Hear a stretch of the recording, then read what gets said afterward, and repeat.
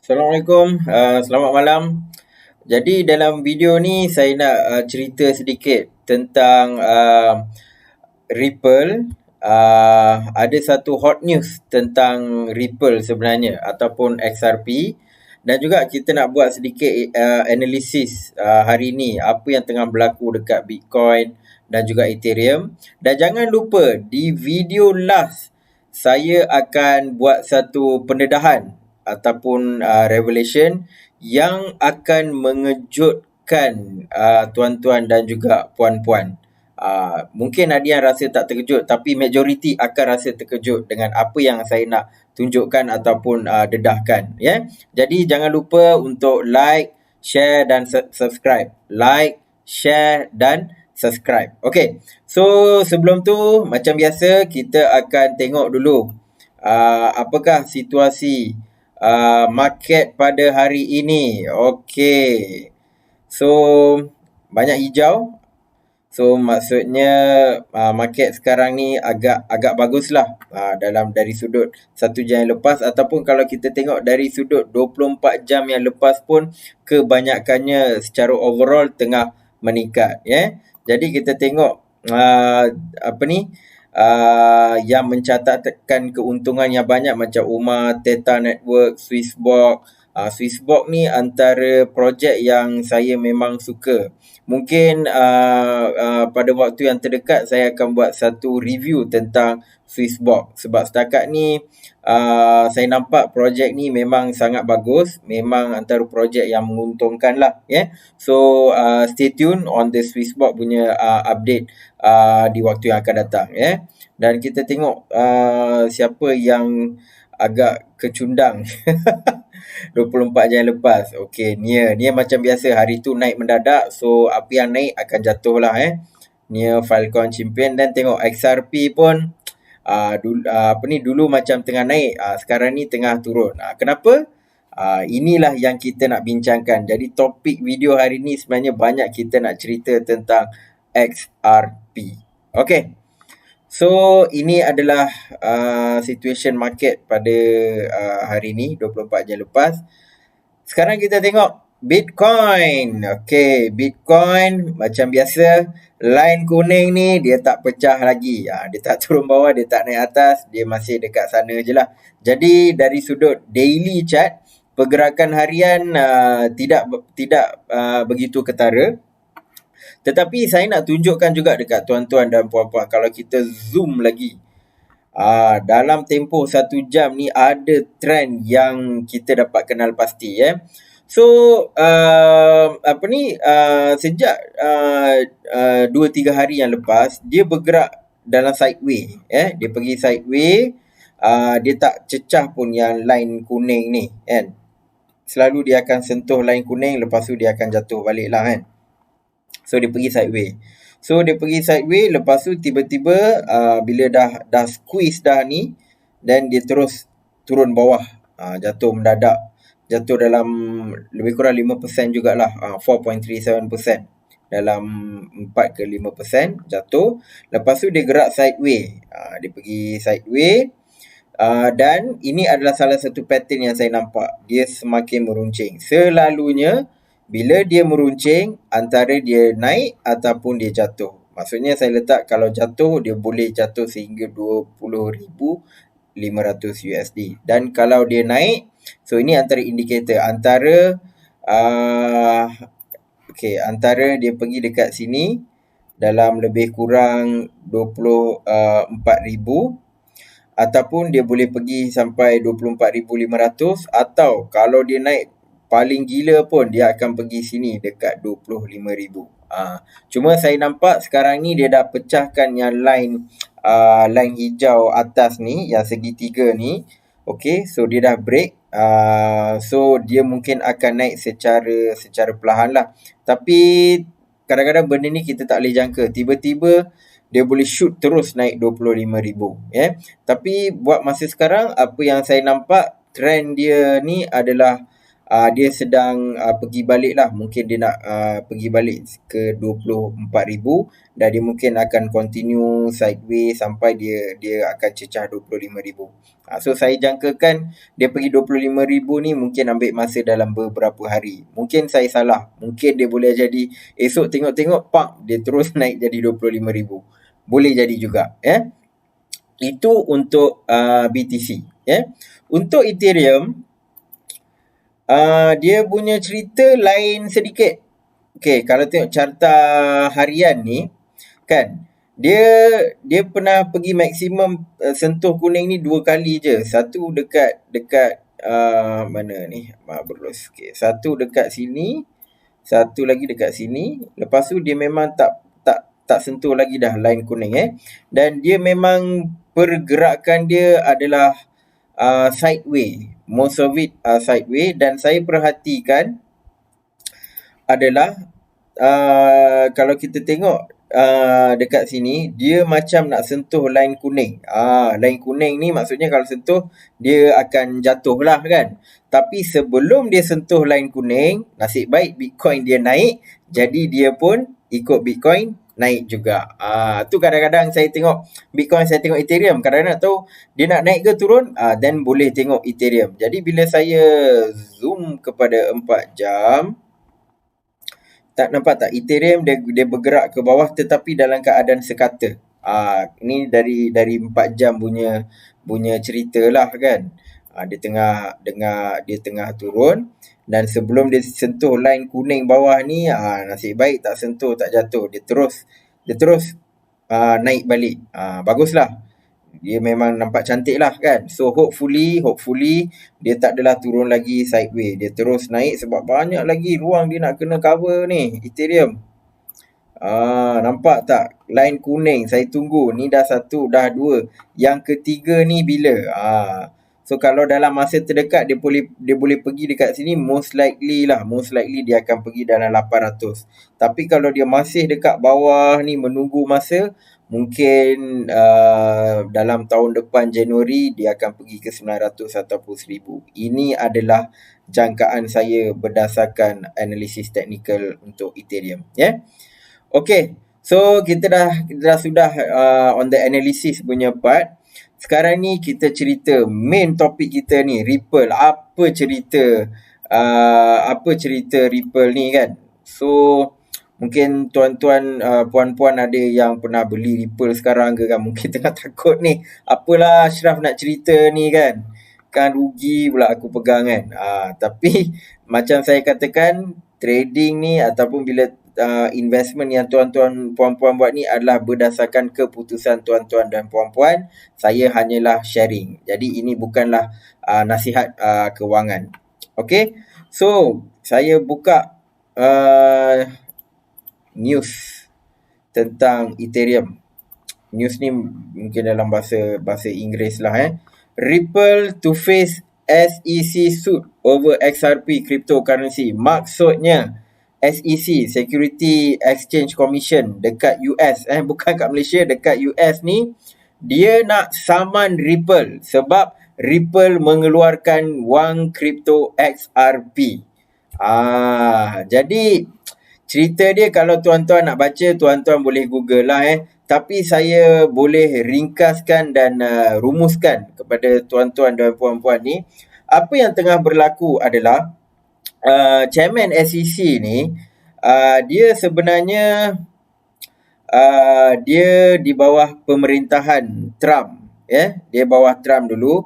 So macam tuan-tuan puan-puan tahu, Trump dia dah kalah. Pakcik Biden ataupun Joe Biden akan menggantikan Donald Trump. Jadi semestinya dia akan dia akan bawa orang-orang dia lah, kan.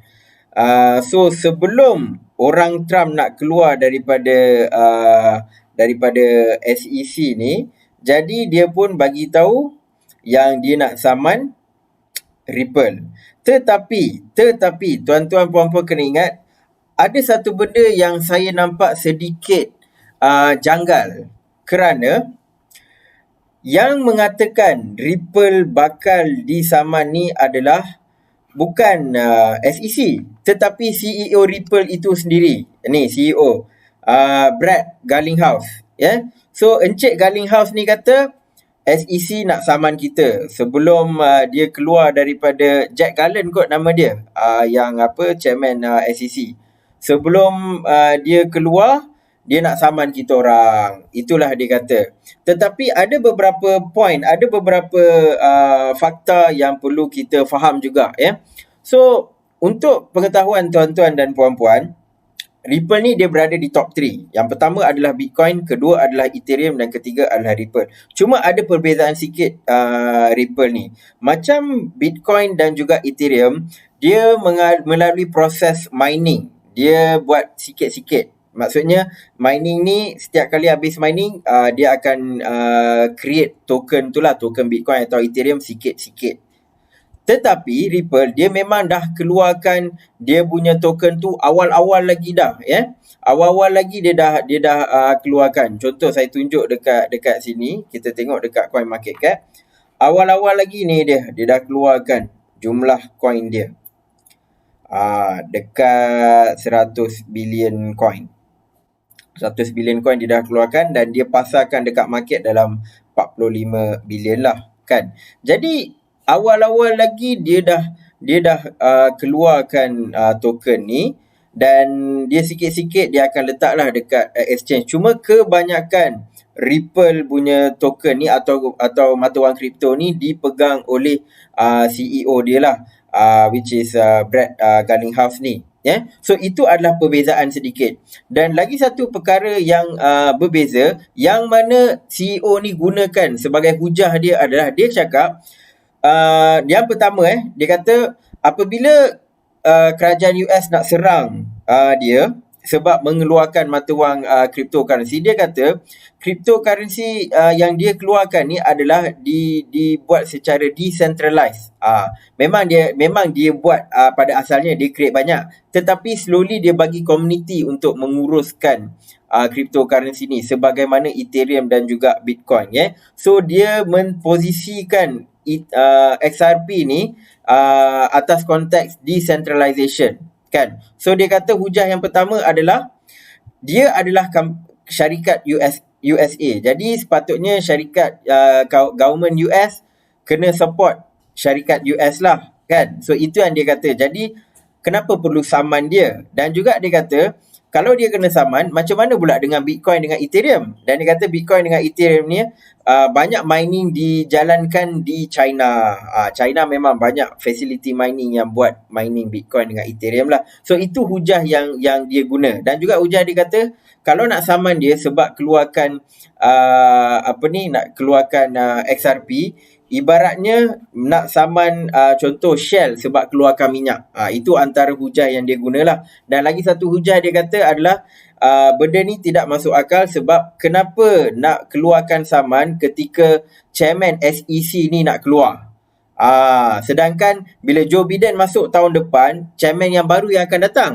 Nampak tak? Jadi dia kata seolah-olah benda ni adalah motif politik sebab nak bagi chairman baru nak datang ni kerja penat lah. Lebih kurang macam tu lah hujah-hujah yang dia bagi tahu. Dan hujah-hujah Garlinghouse ni memang ada relevansi dia juga, ya. Sebab kenapa tiba-tiba nak saman, kan? Tak ada ribut, tak ada angin, tiba-tiba harga Bitcoin datang, harga Bitcoin naik, tiba-tiba SEC US nak saman Ripple, ya. So dari sudut itu memang Ripple ada beberapa hujah lah. Dan memang sebelum ni SEC pernah saman Kik Messenger app. Sebab Kik Messenger app ni dia keluarkan cryptocurrency dia sendiri. Tetapi yang tu cerita dia berbeza sebab Kik ni app baru datang je terus buat cryptocurrency, kan. Lepas tu kerajaan US kata ini adalah security, jadi perlu diperdagangkan, kena ada proses dia, jadi dia saman. Tetapi Ripple dia ada hujah lagi satu di mana dia kata Ripple ditubuhkan 8 tahun yang lepas sebelum ada apa-apa undang nak regulate digital asset dan sebagainya. Kenapa tiba-tiba nak saman, ya? Jadi ada beberapa hujah yang CEO Ripple ataupun Ripple pegang, di mana pihak SEC pun bila wartawan US nak dapatkan maklumat, mereka tak nak respon lah, ya. So ini adalah antara news yang mana bagi saya ataupun bagi tuan-tuan dan puan-puan memang nampak agak negatif. Kerajaan US nak saman Ripple. Jadi Ripple boleh jatuh ke? Macam mana Ripple ni kan? Untuk membuktikan bahawa di fasa bull run atau fasa kenaikan, kadang-kadang news macam ni tak ada impact pun. Saya bagi contoh. Kita tengok dekat XRP. Okey. Nampaklah merah-merah So, news ni kalau kita tengok dekat Wall Street Journal ni, alamak, okey. Dia dalam 8 PM okey, waktu US, kira-kira dalam 10 jam 11 jam yang lepas lah So apa jadi pada XRP? Dia traded dalam harga dalam 50 sen, 53 sen macam tu. Slowly dia pun turun lah. Turun kan. Kalau orang yang gelabah, dia akan jual. Sebab dia ingatkan dia akan turun jadi kosong. Tetapi apa yang berlaku adalah, nampak tak? Dia turun sampai 45 sen. Lepas tu sekarang dia dah naik balik. So, saya nak tunjuk dalam konteks 30 hari. Ini dalam 24 jam. Kalau tuan-tuan puan-puan tengok dalam 30 hari, apa yang berlaku adalah XRP pernah jatuh. Dia naik, dia jatuh. Dia naik, dia jatuh. Normal. Tetapi, dia akan sentiasa ada support level dia. So, support level dia ni adalah sekitar 47 sen. Sebelum ni pun 45 sen. Sekarang pun dalam 46 sen. Jadi, news yang kira-kira news negatif ni tidak memberikan impact yang keterlaluan terhadap XRP. Dia masih boleh survive. Jadi, benda ni kalau kerajaan US nak serang Ripple apa semua, dia akan ada banyak hujah dan sebagainya. Jadi, benda ni adalah benda yang dikatakan membazir masa lah kalau kerajaan US nak melayan apa yang tuntutan SEC buat.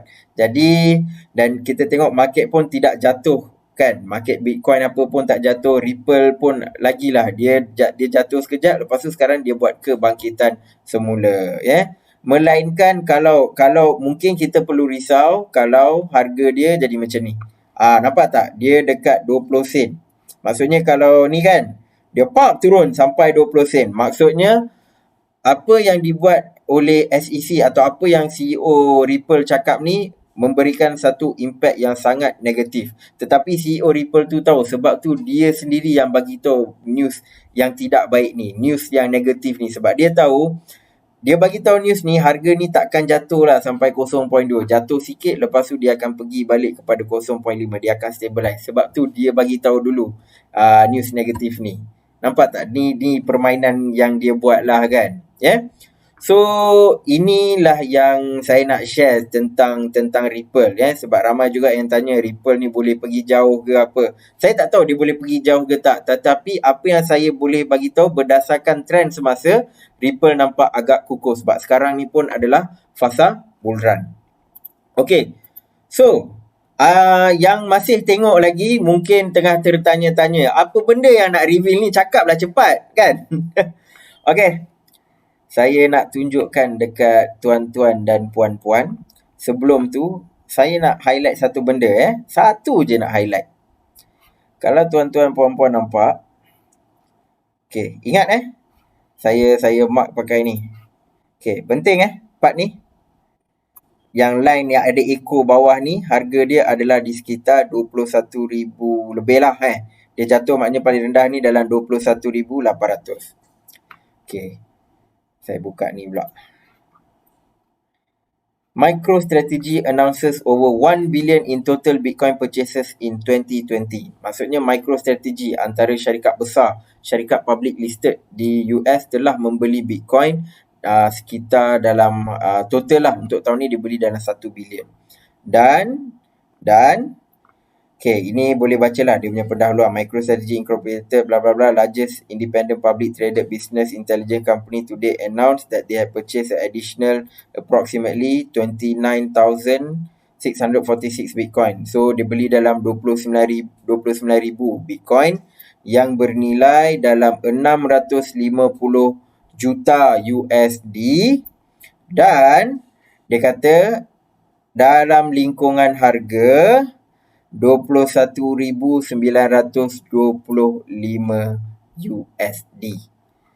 Jadi tuan-tuan puan-puan, dia beli dekat sini. 21,000 dekat sinilah.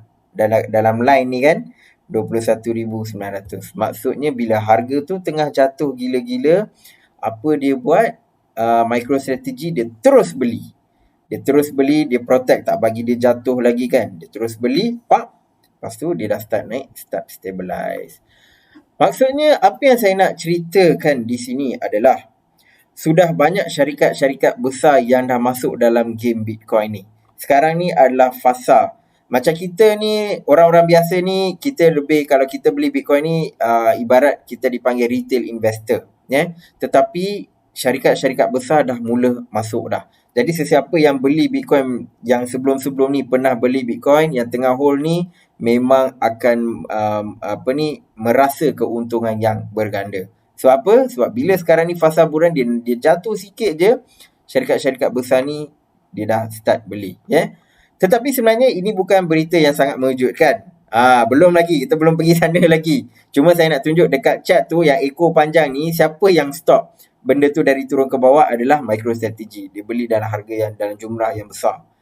Okey, benda yang mengejutkan ni adalah di sini. Okey. Tadi saya duduk cakap kerajaan US ni duduk serang Ripple lah, apalah semualah kan. Okey. Dekat sini dia ada bagi tahu informasi Sources ni dia ambil banyak daripada news lah news relevant punya news portal. Dekat sini dalam website ni nama dia kevinrook.com/bitcoin. Dalam website ni dia ada ceritakan entiti mana yang memegang Bitcoin ni. Siapa yang pemegang terbesar semua tu kan. So dia ada bagi tahu. Jadi dalam peratusan Bitcoin ni 2.7% ini dimiliki oleh Grayscale Bitcoin Trust lah.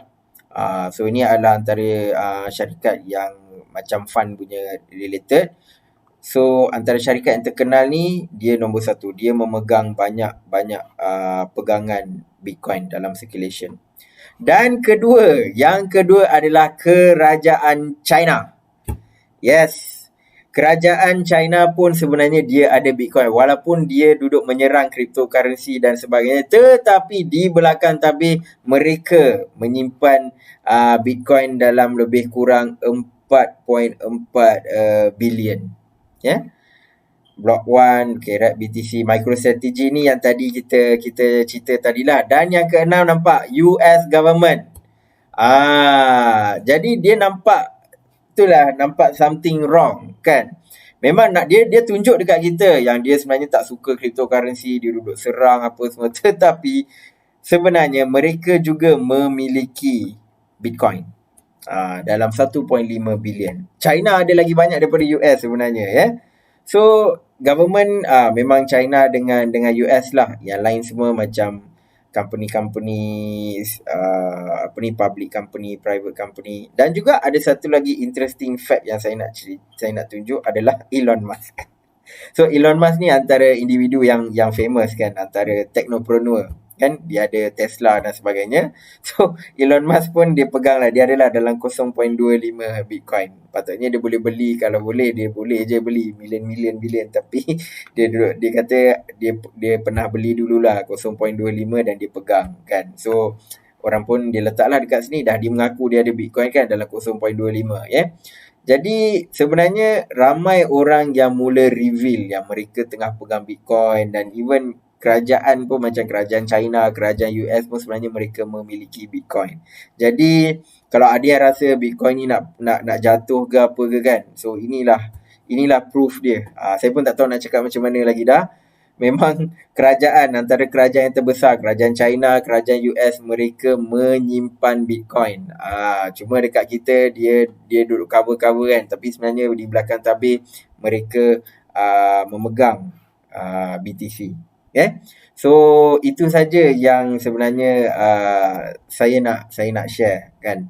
So diharap video hari ni memberikan sedikit pencerahan lah, sebab saya nak tunjukkan bagaimana news ataupun sesuatu berita yang negatif dia tidak memberikan apa-apa